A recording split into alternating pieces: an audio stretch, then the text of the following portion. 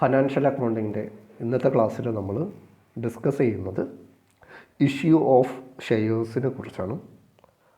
കഴിഞ്ഞ ക്ലാസ്സിൽ നമ്മൾ ഡിഫറെൻറ്റ് ടൈപ്സ് ഓഫ് ഷെയർസ്, എന്താണ് ഇക്വിറ്റി ഷെയർ, എന്താണ് preference share, state equity share എന്ന് പറഞ്ഞാൽ എന്താണ്, അതുപോലെ തന്നെ എംപ്ലോയി സ്റ്റോക്ക് ഓപ്ഷൻ സ്കീം എന്ന് പറഞ്ഞാൽ എന്താണ്, അതൊക്കെ ഉപയോഗിക്കാനുള്ള സെബിയുടെ ഗൈഡ് ലൈൻസും അതിൻ്റെ ഒബ്ജക്റ്റീവ്സും കാര്യങ്ങളൊക്കെ ആയിരുന്നു കഴിഞ്ഞ ക്ലാസ്സിൽ നമ്മൾ പഠിച്ചിട്ടുണ്ടായിരുന്നത്.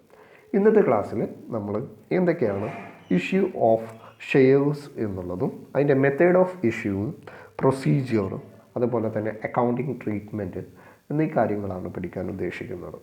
ഓക്കെ, ഇന്ന് the first step in commencing business of a company is to raise capital by the issue of shares. നമുക്കറിയാം, ഒരു കമ്പനി രൂപീകരിച്ച് അതിൻ്റെ ഫസ്റ്റ് സ്റ്റെപ്പ് എന്ന് പറയുന്നത് ക്യാപിറ്റൽ ഉണ്ടാക്കുക എന്നുള്ളതാണ്. അപ്പോൾ ക്യാപിറ്റൽ നമ്മളെങ്ങനെ ഉണ്ടാക്കും?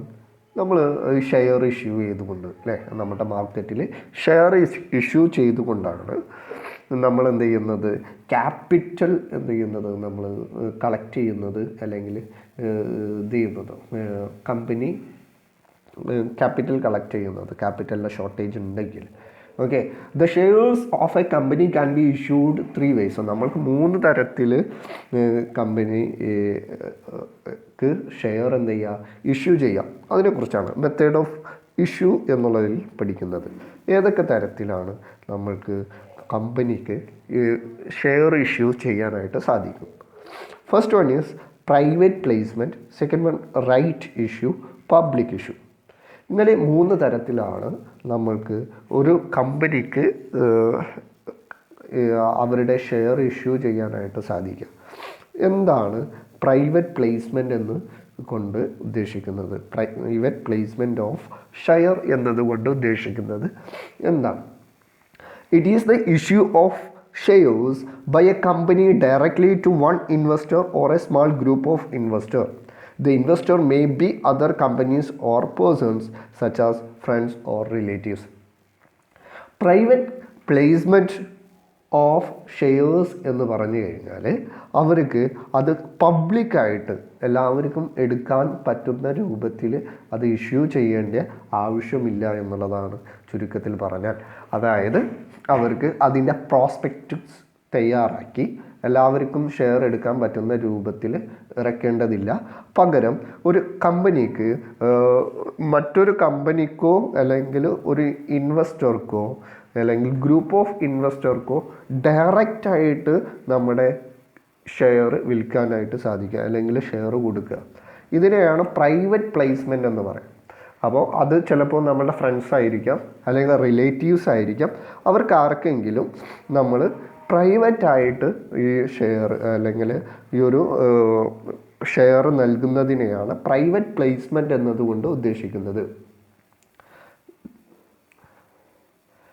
ഇൻ ദിസ് കേസ് കമ്പനിക്ക് ഉള്ള ലാഭം എന്തെന്ന് വെച്ച് കഴിഞ്ഞാൽ നമ്മൾ ഷെയർ ഇഷ്യൂ ചെയ്യുമ്പോൾ നമ്മൾ പ്രോസ്പെക്ടസ് തയ്യാറാക്കുന്നതും അതുപോലെ തന്നെ ഉള്ള ആക്ടിവിറ്റീസിന് നമുക്ക് കുറച്ച് ക്യാഷിൻ്റെ കോസ്റ്റ് ഓഫ് എക്സ്പെൻസ് ഉണ്ട്. ആ എക്സ്പെൻസ് കുറയ്ക്കാനായിട്ട് നമ്മൾക്ക് എന്ത് ചെയ്യാനായിട്ട് പറ്റും, കുറയ്ക്കാനായിട്ട് സാധിക്കും. അതുപോലെ തന്നെ ഒരു ലിമിറ്റഡ് വളരെ ഷോർട്ട് ടൈമിൽ നമ്മൾക്ക് ക്യാപിറ്റൽ കണ്ടെത്താനായിട്ട് സാധിക്കും. പക്ഷേ ഇതിൻ്റെ ഒരു ലിമിറ്റേഷൻ എന്ന് പറയുന്നത് number of share can issue through private placement is limited. നമ്മൾ ഇഷ്യൂ ചെയ്യാൻ പറ്റുന്ന ഷെയറിൻ്റെ എണ്ണത്തിൽ ഒരു ലിമിറ്റ് ഉണ്ട് എന്നുള്ളതാണ് പ്രൈവറ്റ് പ്ലേസ്മെൻറ്റിൻ്റെ ഒരു ലിമിറ്റേഷനായിട്ട് പറയാനായിട്ട് സാധിക്കാം. Company law defines a privately placed issue to be one seeking subscription from 50 members. In private placement no prospect is issued.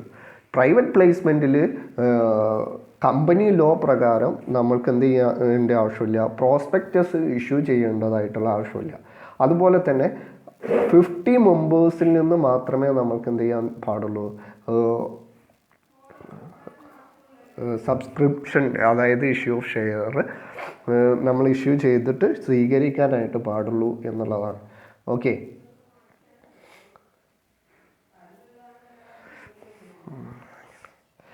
ഇനി നെക്സ്റ്റ്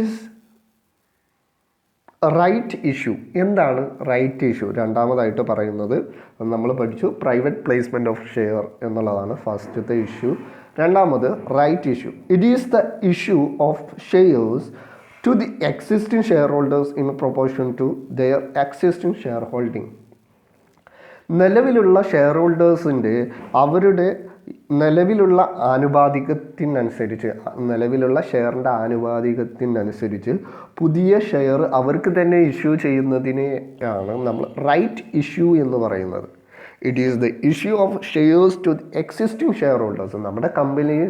നമ്മളുടെ കമ്പനിയുടെ നിലവിലുള്ള ഷെയർ ഹോൾഡേഴ്സ് അവർക്ക് ആനുപാതികമായിട്ട് അവരുടെ നിലവിലുള്ള ഷെയർ എത്രയാണോ അതിന് ആനുപാതികമായിട്ട് പുതിയ ഷെയറും അവർക്ക് തന്നെ ഇഷ്യൂ ചെയ്യുന്നതിനെയാണ് നമ്മൾ എന്തെന്ന് പറയുന്നത്?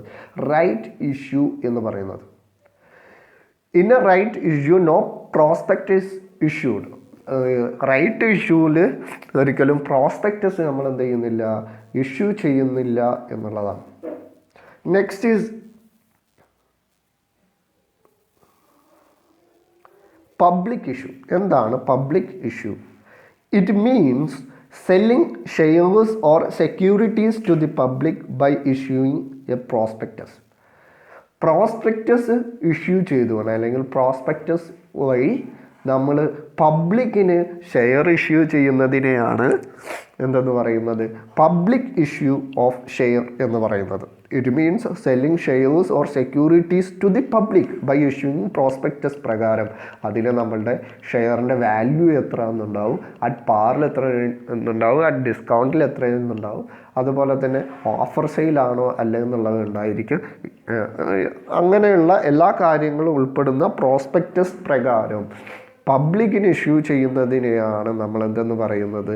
പബ്ലിക് ഇഷ്യൂ ഓഫ് ഷെയർ എന്ന് പറയുന്നത്. The public issue of share is two types. രണ്ട് തരത്തിലുള്ള പബ്ലിക് ഇഷ്യൂ ഉണ്ട്. First one is initial public offer and second one is offer for sale. Initial public offer എന്ന് പറഞ്ഞാൽ this is a method of raising securities in which a company sells shares or stock to the general public for the first time. Initial public offer എന്ന് പറഞ്ഞു കഴിഞ്ഞാൽ ഒരു company അവരുടെ share ആദ്യമായിട്ട് പൊതുജനങ്ങൾക്കിടയിലേക്ക് അല്ലെങ്കിൽ പബ്ലിക്കിനായിട്ട് അവരുടെ സെക്യൂരിറ്റീസ് റൈസ് ചെയ്യുന്നതിന് വേണ്ടിയിട്ട് അല്ലെങ്കിൽ ക്യാപിറ്റൽ റൈസ് ചെയ്യുന്നതിന് വേണ്ടിയിട്ട് ആദ്യമായിട്ട് കൊടുക്കുന്നതിനെയാണ് അല്ലെങ്കിൽ ജനറൽ പബ്ലിക്കിന് ആദ്യമായിട്ട് ഇഷ്യൂ ചെയ്യുന്നതിനെയാണ് നമ്മൾ എന്തെന്ന് പറയുന്നത്? ഇനീഷ്യൽ പബ്ലിക് ഓഫർ എന്ന് പറയുന്നത്. Next is offer for sale. Under this method, instead of offering share directly to the public by the company itself, it offers through the intermediary such as issue houses, merchant banks, investment banks or forms of stockholders. Offer for sale എന്ന് പറഞ്ഞു കഴിഞ്ഞാൽ പൊതുജനങ്ങൾക്കിടയിലേക്ക് അല്ലെങ്കിൽ general പബ്ലിക്കിനിടയിലേക്ക് നേരിട്ട് share issue ചെയ്യുന്നതിന് പകരമായിട്ട് through intermediaries നമ്മളുടെ share ചെയ്യുന്ന കമ്പനികൾ, അതുപോലെ തന്നെ മർച്ചൻ്റ് ബാങ്ക്സ്, ഇഷ്യൂ ഹൗസസിലൂടെയോ അതേപോലെ ഇൻവെസ്റ്റ്മെൻറ്റ് ബാങ്ക്സിലൂടെയെല്ലാം ജനങ്ങൾക്ക് ഇഷ്യൂ ചെയ്യുന്നതിനെയാണ് നമ്മൾ എന്തെന്ന് പറയുന്നത്? ഓഫർ ഫോർ സെയിൽ എന്ന് പറയുന്നത്. അപ്പോൾ 3 തരത്തിലുള്ള ഇഷ്യൂ ആണ് നമ്മൾ പഠിച്ചിട്ടുണ്ടായിരുന്നത്. അത് first one is private placement, second one right issue, third one public issue. Public ഇഷ്യൂവിൽ 2 എണ്ണം, അതായത് ഇനീഷ്യൽ പബ്ലിക് ഓഫറും second one is offer for sale. ഇനി റൈറ്റ് ഇഷ്യൂവും പബ്ലിക് ഷെയർസും തമ്മിലുള്ള വ്യത്യാസം എന്താണെന്നുള്ളത് നോക്കാം. എന്താണ് റൈറ്റ് ഇഷ്യൂ പബ്ലിക് ഷെയർസും തമ്മിലുള്ള വ്യത്യാസം? ഇഷ്യൂ ടു എക്സിസ്റ്റിംഗ് ഷെയർ ഹോൾഡറാണ് ഷെയർ എന്ന് പറയുന്നത്. റൈറ്റ് ഇഷ്യൂ എന്ന് പറയുന്നത് ഷെയർ ഇഷ്യൂ ചെയ്യുന്നത് ആർക്കാണ്? എക്സിസ്റ്റിംഗ് ഷെയർ ഹോൾഡർക്ക് മാത്രമാണ് നമ്മൾ എന്ത് ചെയ്യുന്നത്? ഇഷ്യൂ ചെയ്യുന്നത്. നെക്സ്റ്റ് ഈസ് പക്ഷേ പബ്ലിക് ഷെയറിൽ അല്ലെങ്കിൽ പബ്ലിക് ഇഷ്യൂവിൽ നമ്മൾ എന്ത് ചെയ്യുന്നു? ഇഷ്യൂ ടു പബ്ലിക് പൊതുജനങ്ങൾക്ക് അല്ലെങ്കിൽ എല്ലാവർക്കും എടുക്കാൻ പറ്റുന്ന രൂപത്തിൽ പബ്ലിക്കിനായിട്ട് നമ്മൾ എന്ത് ചെയ്യുന്നു, ഷെയർ ഇഷ്യൂ ചെയ്യുന്നു. Next is chance of oversubscription. Right ഇഷ്യൂവിൽ നിലവിലുള്ള ഷെയർ ഹോൾഡേഴ്സിന് ഷെയർ ഇഷ്യൂ ചെയ്യുമ്പോഴും ഓവർ സബ്സ്ക്രിപ്ഷന് ചാൻസ് കൂടുതലാണെന്നുള്ളതാണ്. ഇവിടെ പബ്ലിക് ഇഷ്യൂ എന്നുള്ളടുത്ത് ഓവർ സബ്സ്ക്രിപ്ഷന് ഹൈ പോസിബിലിറ്റിയാണ്. ഇവിടെ ഒരു ചെറിയൊരു ചാൻസേ ഉള്ളൂ റൈറ്റ് ഇഷ്യൂവിൽ. പക്ഷേ പബ്ലിക് ഇഷ്യൂവിൽ ഓവർ സബ്സ്ക്രിപ്ഷന് ജനങ്ങൾക്കിടയിലേക്ക് ഇടുമ്പോൾ ഓവർ സബ്സ്ക്രിപ്ഷന് ഹൈ ചാൻസ് ആണ് എന്നുള്ളതാണ്. Next is low flotation cost. ഇവിടെ ഷെയർ ഇഷ്യൂ ചെയ്യുമ്പോൾ റൈറ്റ് ഇഷ്യൂവിൽ നമ്മൾക്ക് അതിന് വരുന്ന കോസ്റ്റ് എന്ന് പറയുന്നത് വളരെ ചെറുതായിരിക്കും. പക്ഷേ പബ്ലിക് ഇഷ്യൂവിന് ഹൈ ഫ്ലോട്ടേഷൻ കോസ്റ്റാണ്. Next is issue price less than market price. Right ഇഷ്യൂവിൽ നമ്മൾക്ക് ലെസ് ദാൻ മാർക്കറ്റ് പ്രൈസിനേക്കാളും വളരെ താഴ്ന്നിട്ടായിരിക്കാം നമ്മൾ എന്ത് ചെയ്യുന്നത്, നമ്മൾക്ക് നിലവിലുള്ള ഷെയർ ഹോൾഡേഴ്സിന് നൽകുന്നത്. പക്ഷേ ഇവിടെ issue price is equal to market price. Issue price എന്ന് പറയുന്നത് മാർക്കറ്റ് പ്രൈസിന് ഈക്വലായിരിക്കും എന്നുള്ളതാണ്. ഓക്കെ, ഇത്രയാണ് നമ്മൾക്ക് ഇഷ്യൂ ഓഫ് ഷെയർസിനെ കുറിച്ച് പഠിക്കാനുള്ളത്. നെക്സ്റ്റ് ഈസ് ഇതിൻ്റെ പ്രൊസീജിയർ എന്തെല്ലാമാണെന്നുള്ളതാണ്. Procedure of issuing new shares. പുതിയ ഷെയർ നമ്മൾ ഇഷ്യൂ ചെയ്യുമ്പോഴുള്ള അതിൻ്റെ പ്രൊസീജിയേഴ്സ് എന്തൊക്കെയാണെന്നുള്ളതാണ്. Equity offerings by companies are offered to the investors in two forms: fixed price offer method and book building method. രണ്ട് തരത്തിലാണ് നമ്മൾക്ക് ഇഷ്യൂ ചെയ്യാനായിട്ട് പറ്റുക. First one is fixed price offer method and book building offer method. ഇതിൽ fixed price offer മെത്തേഡിനെ കുറിച്ചാണ് നമ്മൾക്ക് detail ആയിട്ട് പഠിക്കാനുള്ളത്. ഫിക്സഡ് പ്രൈസ് മെത്തേഡിൽ 4 തരത്തിലാണ് നമ്മൾക്ക് പറ്റുക. Selection of merchant banker, issue of prospectus. അതിൻ്റെ ഒരു എന്താ പറയുക പ്രൊസീജിയറാണ് നമ്മൾ പറയുന്നത്. Selection of merchant banker, issue of prospectus, application for shares, allotment of shares to application. First one is selection of merchant banker. A merchant banker is an institution concerned with giving a financial services to the business. It includes advising on and arranging share issues. The issuing company should select a merchant banker to manage its issue. First step എന്ന് പറയുന്നത് പബ്ലിക്കിന് അല്ലെങ്കിൽ procedure for new shares. നമ്മൾ പുതിയ share ഒരു company അവരുടെ capital rice ചെയ്യുന്നതിന് വേണ്ടിയിട്ട് ഉപയോഗിക്കുന്ന ഫസ്റ്റ് സ്റ്റെപ്പ് എന്ന് പറയുന്നത് ഒരു മെർച്ചൻറ്റ് ബാങ്കറെ സെലക്ട് ചെയ്യുക എന്നുള്ളതാണ്. അപ്പോൾ ഈ മെർച്ചൻറ്റ് ബാങ്കറെ സെലക്ട് ചെയ്യുന്നത് എന്തിനാണെന്ന് വെച്ച് കഴിഞ്ഞാൽ അതിലൂടെ നമ്മൾക്ക് ഷെയർ ഇഷ്യൂ ചെയ്യുന്നതിന് വേണ്ടിയിട്ടും നമ്മളെ ക്യാപിറ്റൽ വർദ്ധിപ്പിക്കുന്നതിന് വേണ്ടിയിട്ടാണ് ഫസ്റ്റ് സ്റ്റെപ്പ് എന്ന് പറയുന്നത്. Okay, it includes advising and arranging share issues. These issues should select a merchant bank to manage its issue. നമ്മുടെ ഷെയറിൻ്റെ ഇഷ്യൂ മാനേജ് ചെയ്യുന്നതിന് വേണ്ടിയിട്ട് നമ്മൾ എന്ത് ചെയ്യണം, ചെയ്യുന്നതിന് വേണ്ടിയിട്ടാണ് നമ്മൾ ഒരു മെർച്ചൻറ്റ് ബാങ്കറെ സെലക്ട് ചെയ്യുന്നത് എന്നതാണ് first step. Second step is issue of prospectus. A public company immediately after its incorporation issue prospectus. It is an invitation to the public to subscribe to the share capital of the company. ഒരു company issue ചെയ്യാനായിട്ട് share issue ചെയ്യാനായിട്ട് തീരുമാനിച്ച് നമ്മൾ ഒരു merchant ബാങ്കറെ select ചെയ്ത് കഴിഞ്ഞാൽ next step എന്ന് പറയുന്നത് പ്രോസ്പെക്ടസ് ഇഷ്യൂ ചെയ്യുക എന്നുള്ളതാണ്. A prospectus is an invitation to the public to subscribe to the share capital of the company. ഒരു പ്രോസ്പെക്ടസ് എന്ന് പറയുന്നത് പബ്ലിക്കിനുള്ള ഒരു ഇൻവിറ്റേഷൻ ആണ്. എന്തിനു വേണ്ടിയിട്ടുള്ള? ആ ഷെയർ ക്യാപിറ്റൽ ഇഷ്യൂ ചെയ്യുന്ന കമ്പനി ഇഷ്യൂ ചെയ്യുന്ന ഷെയർ ക്യാപിറ്റൽ സബ്സ്ക്രൈബ് ചെയ്യുന്നതിന് വേണ്ടിയിട്ട്. It is generally circulated to the public in printed notice. Generally അത് പൊതുജനങ്ങൾക്കിടയിൽ സർക്കുലേറ്റ് ചെയ്യുന്നത് ഒരു പ്രിൻറ്റഡ് നോട്ടീസാണ്. A copy of the prospectus signed by the director must filed with the registrar. Prospectus നമ്മൾ ഒരു director sign ചെയ്തുകൊണ്ട് രജിസ്ട്രാറുടെ ഫയലിൽ സൂക്ഷിക്കണം എന്നുള്ളത് എന്താണ്, നിർബന്ധമാണ് എന്നുള്ളതാണ്. Okay, next is application for shares.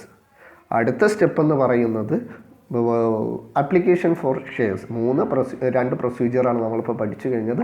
First ഒരു മെർച്ചൻറ്റ് ബാങ്കറെ സെലക്ട് ചെയ്യുക, selection of merchant banker. Next is issue of prospectus. Third one is application for shares. Application is an offer by an investor to subscribe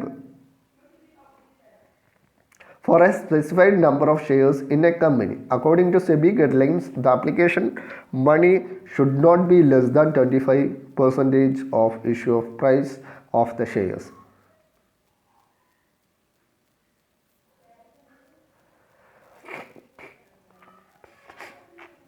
application of shares എന്ന് പറഞ്ഞു കഴിഞ്ഞാൽ നമ്മൾ issue ചെയ്തിട്ടുള്ള share അതിന് വേണ്ടിയിട്ട് apply ചെയ്യുക. ആ അപ്ലൈൻ്റെ ടൈമിൽ 25% ഓഫ് ഇഷ്യൂ പ്രൈസ്, നമ്മൾ എത്രയാണ് ഒരു ഷെയർ ഇഷ്യൂ ചെയ്തിട്ടുള്ളത്, അത് എത്ര ഷെയർ വേണം അതിൻ്റെ 25% ഓഫ് ക്യാഷിൽ കൊടുത്തുകൊണ്ട് നമ്മൾ എന്ത് ചെയ്യണം, 25%-ലധികം ക്യാഷ് കൊടുത്തുകൊണ്ട് ആ ഇഷ്യൂ അത് ആപ്ലിക്കേഷൻ ചെയ്യണം എന്നുള്ളതാണ്. ഓക്കെ, അപ്പോൾ നമ്മളിപ്പോൾ 50 ഷെയറാണ് ഇഷ്യൂ ചെയ്തിട്ടുണ്ടെങ്കിൽ നമ്മൾക്ക് 10 ഷെയറാണ് ആവശ്യമെങ്കിൽ ആ 10 ഷെയറിൻ്റെ മാർക്കറ്റ് പ്രൈസ് എന്താണ്, ആ ഇഷ്യൂ പ്രൈസ് എന്താണോ അതിൻ്റെ 25%-ലധികം നൽകിക്കൊണ്ട് അതിന് ആപ്ലിക്കേഷൻ കൊടുക്കണം എന്നുള്ളതാണ്. Okay, next is allotment of shares.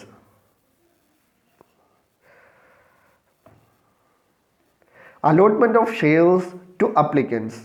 ആരൊക്കെ അപ്ലൈ ചെയ്തുവോ അവർക്ക് അതിനാനുപാതികമായിട്ട് നമ്മൾ എന്ത് ചെയ്യണം, ഷെയർ എന്ത് ചെയ്യണം, അലോട്ട് ചെയ്യണം. After the close of the last date of application, നമ്മൾ പ്രോസ്പെക്ടസ് ഇറക്കിയ സമയത്ത് നമ്മൾ ഒരു ലാസ്റ്റ് ഡേറ്റ് ഓഫ് അപ്ലിക്കേഷൻ വെച്ചിട്ടുണ്ടായിരിക്കും. അതിനനുസരിച്ച് the board of directors will proceed to allot shares to the applicants. Board of directors അപ്ലിക്കൻസിന് എന്ത് ചെയ്യും, ഷെയർ അലോട്ട് ചെയ്യും. Allotment to the share simply means issue shares to the applicants to response to their application for shares. അവരുടെ അപ്ലിക്കേഷനനുസരിച്ച് അവർക്ക് share issue ചെയ്യുക എന്നതാണ് allotment of share എന്നതുകൊണ്ട് നമ്മൾ അർത്ഥമാക്കുന്നത്. The fact allotment is intimate to allottees by letter of allotment. Share holder is the to pay allotment money to the share allotted. അപ്പോൾ ഇത്രയും ആളുകൾക്ക് ആരൊക്കെയാണോ നമ്മൾക്ക് അപ്ലിക്കൻസ് നൽകിയിട്ടുള്ളത് അവർക്ക് അതിന് ആനുപാതികമായിട്ടുള്ള ഷെയർ ഇഷ്യൂ ചെയ്യുക എന്നുള്ളതാണ് allotment of share to applicants എന്ന് പറയുന്നത്. അപ്പം നമ്മൾ ഫിക്സഡ് പ്രൈസ് മെത്തേഡിൽ 4 തരത്തിലുള്ള പ്രൊസീജിയേഴ്സാണ്. ഫസ്റ്റ് പ്രൊസീജിയർ എന്ന് പറയുന്നത് selection of merchant banker. Next is issue of prospectus. Third one application of shares. Fourth one is allotment of shares. ഇത്രയാണ് ഇന്നത്തെ ക്ലാസ്സിൽ നമ്മൾക്ക് പഠിക്കാനുള്ളത്. Thank you.